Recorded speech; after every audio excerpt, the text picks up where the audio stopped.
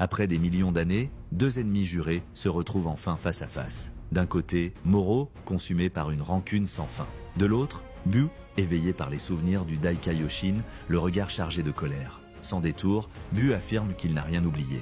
Les crimes du passé brûlent encore en lui, et il jure de faire payer Moro, une bonne fois pour toutes, pour qu'il ne puisse plus jamais nuire. Alors, sans attendre, son énergie explose. Dans un déchaînement brutal, son aura jaillit, dense, écrasante, preuve que quelque chose a changé. Puis, porté par cette rage, Bu se jette sur Moro à toute vitesse. Moro réagit immédiatement. D'un geste, il érige une mer de flammes pour lui barrer la route.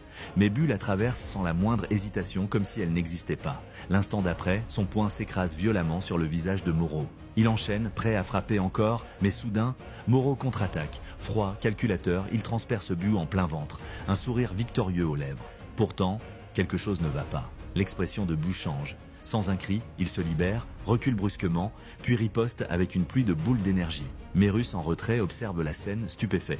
Il ne s'attendait pas à une telle puissance de la part de Bu. La poussière retombe à peine que Moro relance l'assaut, condensant une sphère de feu compressé qu'il projette droit sur lui.